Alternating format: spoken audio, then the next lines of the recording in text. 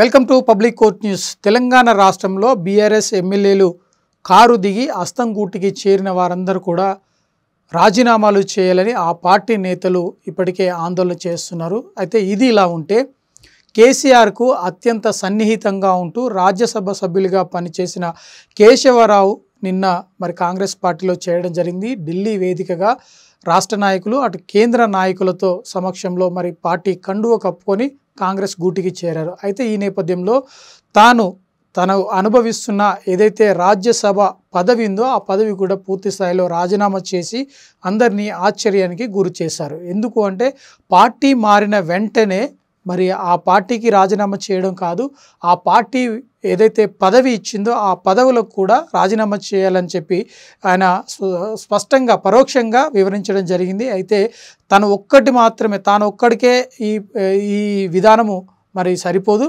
మిగతా ఎమ్మెల్యేలు కూడా వారి పదవులకు రాజీనామా చేయాలి అని పరోక్షంగా ఒక సూచన ఇచ్చినట్లుగా తెలుస్తుంది. ఎందుకు అంటే ఒకవైపు సీఎం రేవంత్ రెడ్డి ఉన్నారు, మరొక వైపు డిప్యూటీ సీఎం బట్టి విక్రమార్క ఉన్నారు, రాష్ట్రానికి సంబంధించిన ఇన్ఛార్జ్ దీపాదాస్ మున్షి అక్కడే ఉన్నారు, ఇక కేంద్ర కాంగ్రెస్ నాయకులందరూ కూడా అక్కడే ఉన్నారు. వారిని కలిసిన తర్వాత కాంగ్రెస్ పార్టీలో చేరి ఆ తర్వాత మరునాడు ఆయన తన పదవికి రాజ్యసభ సభ్యత్వానికి రాజీనామా చేస్తూ లేఖను విడుదల చేయడం జరిగింది. అందులో భాగంగానే ఆ లేఖను కూడా వారు ఆమోదించి తన పదవిని కూడా పూర్తి స్థాయిలో తొలగించినట్టుగా తెలుస్తుంది. అయితే ఈ నేపథ్యంలో కేవలము కేకేకు ఒక్కటికే ఇది వర్తిస్తుందంటే లేదు, కాంగ్రెస్ పార్టీలో చేరిన ప్రతి ఎమ్మెల్యేకు ఇదే విధానం వర్తిస్తుంది అని చెప్పి ఆయన పరోక్షంగా వివరణ ఇవ్వడం జరిగింది. ఇప్పుడున్న పరిస్థితుల్లో బీఆర్ఎస్ పార్టీని వీడి కాంగ్రెస్ పార్టీలో చేరిన నేతలు ఎంతమంది స్వచ్ఛందంగా తమ ఎమ్మెల్యేల పదవులకు రాజీనామాలు చేస్తారా లేదా అని చెప్పి వారు ఒకసారి ఆత్మ పరిశీలన చేసుకోవాల్సిన అవసరం ఉంది.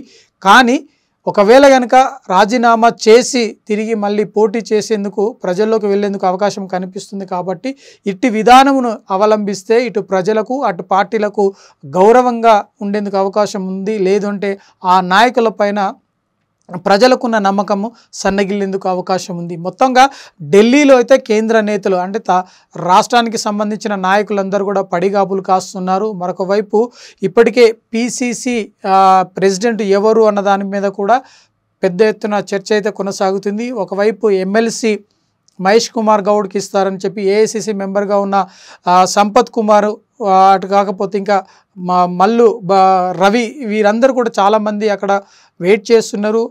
కేంద్ర కాంగ్రెస్ నాయకుల చుట్టూ ప్రదక్షిణలు చేస్తున్నారు. వారిలో ఎవరికి ఈ పదవి దక్కుతుంది అని చెప్పేసి కాస్త ఆలస్యమయ్యేందుకు అవకాశం కనిపిస్తుంది. కానీ ఎవరో ఒకరు మాత్రం వారి ఈ పదవిని కట్టబెట్టే అవకాశం అయితే కనిపిస్తుంది. అందులో భాగంగానే ఎవరైతే ప్రెసిడెంట్గా ఆశపడుతున్నారో వారందరి కూడా అక్కడ ఢిల్లీలో ఉండి కేంద్ర కార్యాలయం చుట్టూ ప్రదక్షిణలు చేస్తున్న పరిస్థితి ఉంది. ఇక తెలంగాణ రాష్ట్రంలో క్యాబినెట్ విస్తరణకు సంబంధించి కూడా మరింత ఆలస్యం అయ్యేందుకు అవకాశాలు కనిపిస్తున్నాయి. ప్రత్యేకంగా ఇప్పటికే కొన్ని మంత్రి పదవులు కొద్దిమందికి ఇవ్వకున్నా కూడా అన్ని తానే ముందుకు నడిపిస్తున్నా అని చెప్పి ఇప్పటికే సీఎం రేవంత్ రెడ్డి మీడియా సమావేశంలో చెప్పడం జరిగింది. అయితే భవిష్యత్తులోనే ఈ విస్తరణ ఉంటుంది. అందులో భాగంగా కొత్తగా ఇతర పార్టీల నుండి వచ్చిన ఎమ్మెల్యేలు కావచ్చు, లేదంటే సీనియారిటీ ఉన్న నాయకులు కావచ్చు, లేదంటే పార్టీలోనే కొంత అలిగి వాళ్ళు పదవులపైన కొంత ఆసక్తి ఉండి కూడా దూరం అవుతున్న నాయకులు కూడా వాళ్ళకి పదవులు కల్పించే అవకాశం కనిపిస్తుంది. కాబట్టి ఈ నేపథ్యంలో ఖచ్చితంగా ఇది ఆలస్యం అయ్యేందుకు అవకాశం ఉంది. ఒకవైపు హోంమంత్రిగా మరొకసారి మహిళకు అవకాశం కల్పించేందుకు అవకాశం ఉంది అని చెప్పి అందులో భాగంగానే సీతక్క పేరు తెర మీదకి రావడం జరిగింది. జీవన్ రెడ్డి ఎందుకంటే జగిత్యాల నుండి ఎమ్మెల్సీగా పనిచేస్తున్నారు.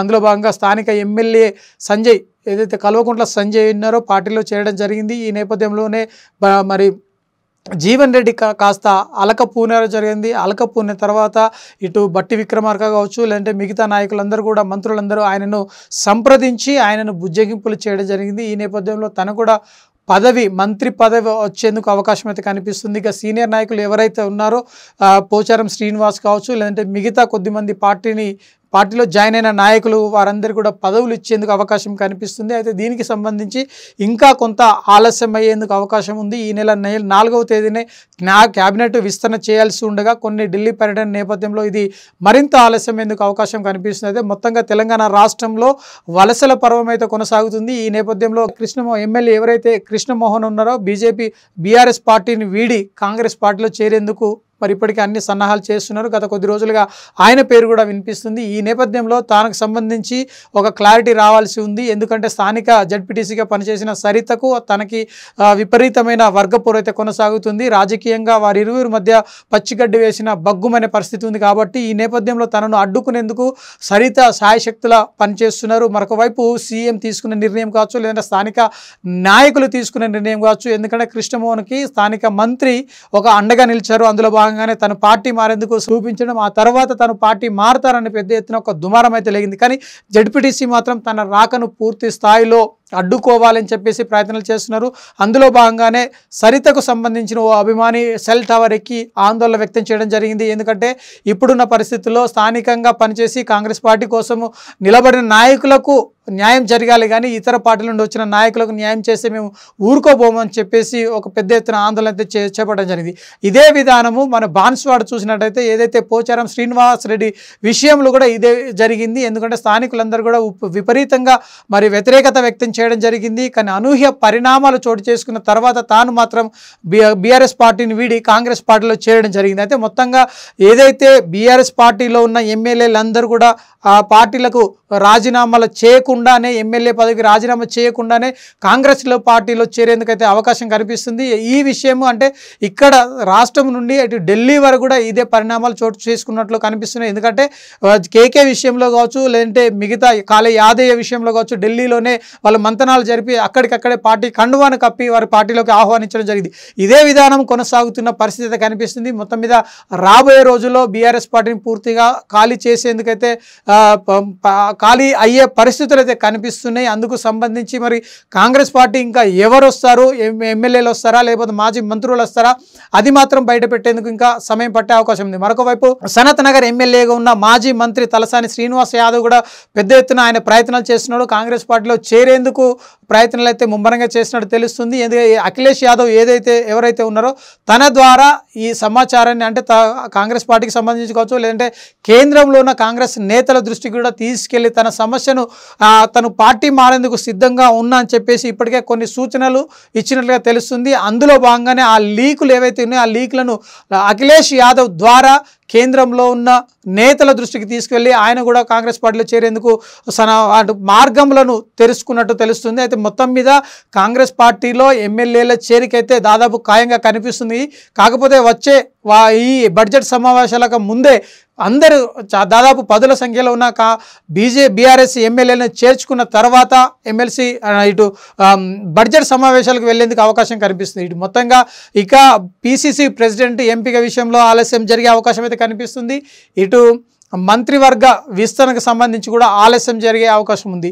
ఈ నేపథ్యంలోనే మిగతా పార్టీల నుండి వచ్చే ఎమ్మెల్యేలను చేర్చుకునేందుకు కూడా ఆలస్యం చేస్తారా లేదా త్వరితగతిన మరి పార్టీలో చేర్చుకుంటారా అన్నది వేచి చూడాల్సి ఉంది.